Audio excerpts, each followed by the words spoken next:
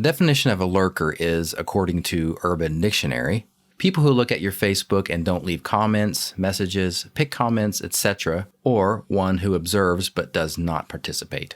Lurkers get a bad rap.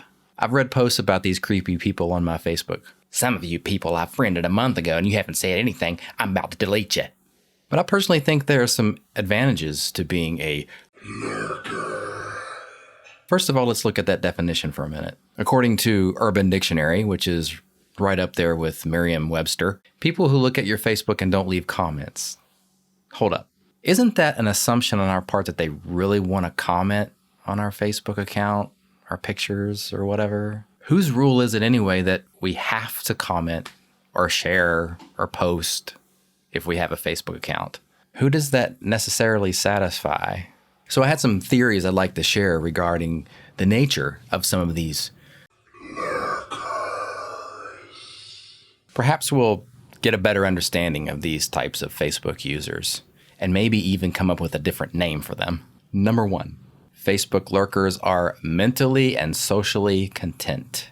Studies show that positive attention on social media affects multiple parts of the brain. An article on social cognitive and affective neuroscience, I'm sure we all have that subscription, says that accruing likes on Facebook and other social media platforms causes quote-unquote activation in brain circuitry implicated in reward. Social media users receive feedback by likes, and then the brain fires off dopamine receptors. It's very powerful, and they say it's like the effect of gambling and narcotic drugs. Many scientific articles warn social media users of the addictive nature due to these parallels. There's so much more, which brings me back to the lurker.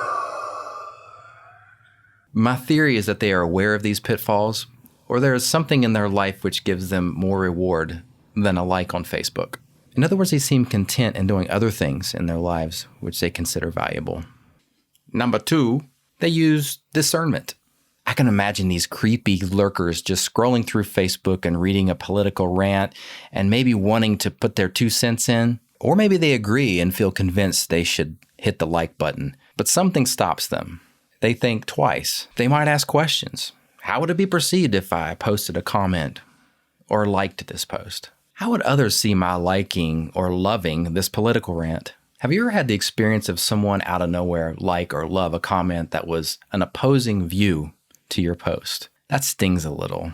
And though we may have asked for it by posting an opinion, but was that necessary? The lurker may have read the entire thread and said, it's not worth it. For the sake of my friend, for the sake of their friends, I'm just going to stay out of it and look at puppy pics. These are only 2 of my theories regarding the creepy lurker.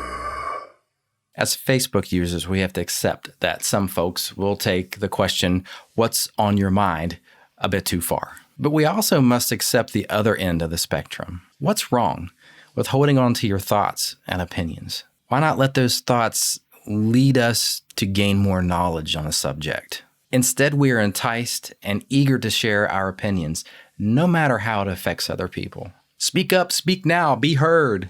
That seems more important than just be quiet and listen. In Ecclesiastes 3 verse 7, wise King Solomon said there's a time to keep silent and a time to speak. It seems in our culture we rely more on the latter end of that verse. There's a lot in the Bible about fools. For instance, a fool has no delight in understanding, but in expressing his own heart. For sure, I've been a fool like that, and most of us have. But I don't think anyone wants to be a fool. How about this one? Even a fool is counted wise when he holds his peace. When he shuts his lips, he is considered perceptive. And another, whoever guards his mouth and tongue keeps his soul from troubles. As you can see, there is value in silence. Facebook will always be there to entice you, to give your pound of flesh, to speak your mind no matter how controversial or hurtful. And we can get those likes that we love so much. But is it really worth it? The lurker says no. I've actually met some of these lurkers.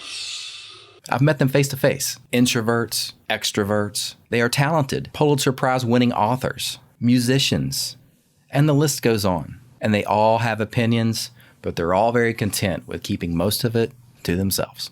So maybe this coming week we should practice holding our peace and see how we feel. And if there's something we really need to say on Facebook, maybe we should apply the Ephesians 4 model. Let no corrupt word proceed out of your mouth, but what is good for necessary edification, that it may impart grace to the hearers. Let all bitterness, wrath, anger, clamor, and evil speaking be put away from you with all malice. And be kind to one another, tender-hearted, forgiving one another, even as God in Christ forgave you. Seems the lurker, whatever their intentions are one step ahead of us. So maybe we should stop calling them lurkers. Maybe there's a better name for them. Do you have any ideas? Until next time, I'm Kev. Coffee.